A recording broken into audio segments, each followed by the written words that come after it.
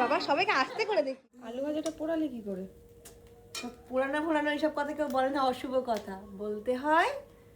Smoky flavour আলু ভাজা খাওয়া যেত। সে তোমরা যাই বলো না কেন, যেকোনো খাবার বাসি খেতে কিন্তু একটু বেশিই ভালো লাগে, আর তার জন্যই আমাদের অতটা পরিমাণ রাইস করা ছিল।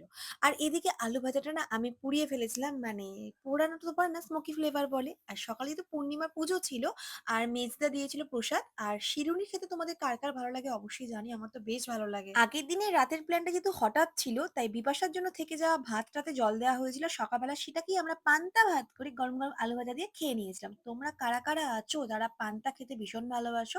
সকাল সকাল বেরিয়ে পড়েছিলাম, মানে সকাল না, তখন অলরেডি 10টা 15 20 বেজে গেছিল।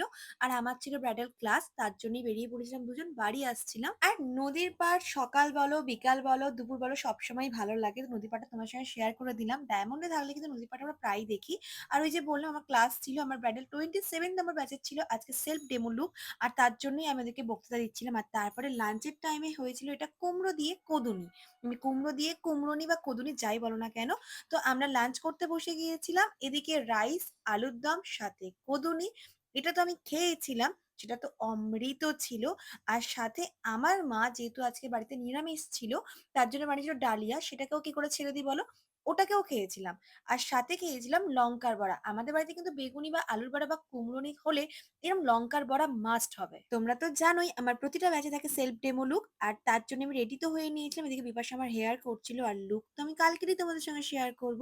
আর এদিকে সব থেকে বড় কষ্টের জিনিস কি জানো, এই মেকআপটাকে রিমুভ করা, মানে বুকে পাথর রাখার সমান। আর এটা হচ্ছে আমার অরিজিনাল ফেস, যেটা বেশ ভালোই, খারাপ নয়। রিসেন্টলি কয়েকটা ব্রণও আসছে, কেন আসছে জানি না। চলো টাটা সবাইকে।